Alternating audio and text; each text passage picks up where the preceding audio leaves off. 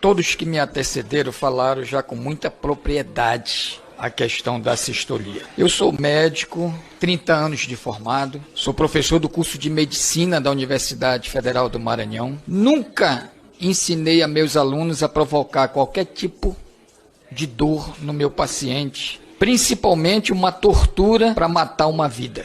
Sempre ensinei para ele os valores que nós devemos guardar em relação à vida humana. Sempre ensinei a eles a usar de todas as formas possíveis na medicina para salvar a vida. Nós médicos estamos diante de uma situação jamais vista aqui nesse país. Há pouco tempo atrás eu estava fora dessa casa.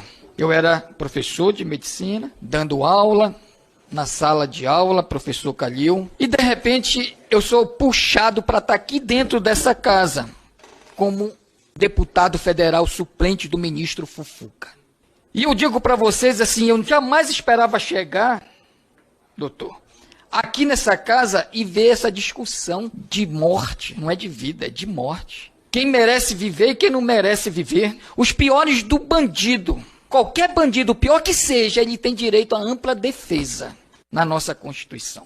Um ser humano que está dentro do útero da sua mãe, indefeso, qual é o direito à vida que ele tem? Se não for nós, nessa casa, de forma responsável, a legislar a favor da vida. Ele não tem voz, ele não pode gritar, ele não tem um advogado que o bandido tem, que na Constituição dá o direito da ampla defesa. É inacreditável o que nós estamos vendo aqui nesse país.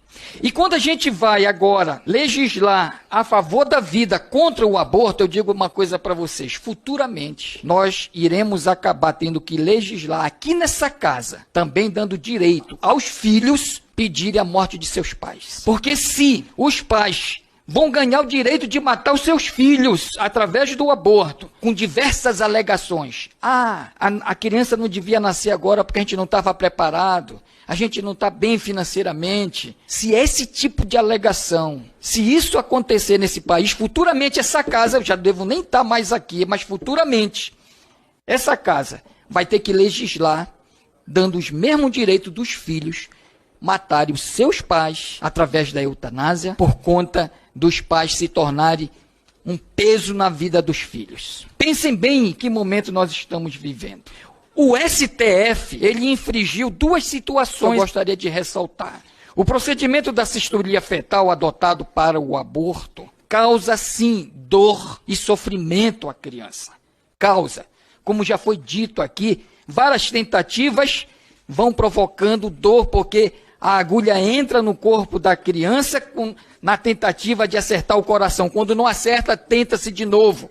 Isso causa dor, resultando em uma tortura de fato. A decisão do STF contraria a Convenção Americana, pastor Eurico, sobre os direitos humanos. Então, como é que o STF vai contra os direitos humanos? O que é que leva eles a não vou nem dizer legislar, porque legislar é a gente.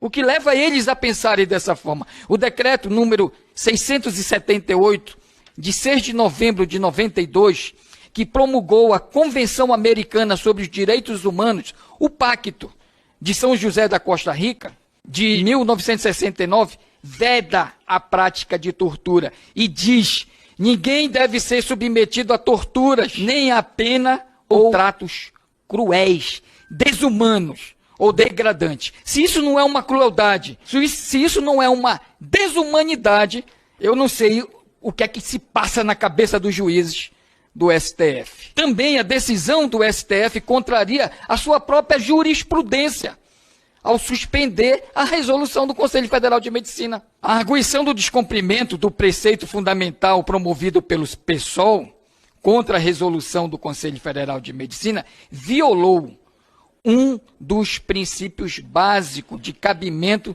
da ação, que é a proteção dos direitos fundamentais individuais, como o direito à vida, que está na nossa Constituição. Então ele entra com uma arguição de descumprimento do preceito fundamental da Constituição. Olha como é a contradição. Ninguém está descumprindo. O que seria o descumprimento? Eles sim que estão querendo assistoria, que estão descumprindo o direito fundamental. Recentemente, em março de 2021, a Corte, a nossa aqui do Brasil, afirmou o entendimento no julgamento da ADPF 779 por unanimidade de que é inconstitucional e que viola os princípios universais da dignidade da pessoa humana, da proteção à vida. Então, o nosso STF está perdido, porque ele legisla, volto a, entre aspas, legisla lá atrás e depois ele quer legislar de outra forma.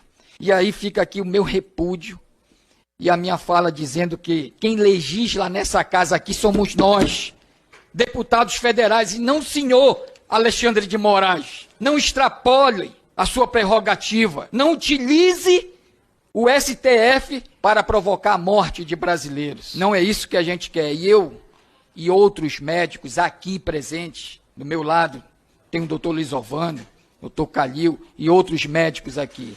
Nós queremos salvaguardar a vida. Eu queria mostrar isso aqui, ó, para os meus colegas aqui.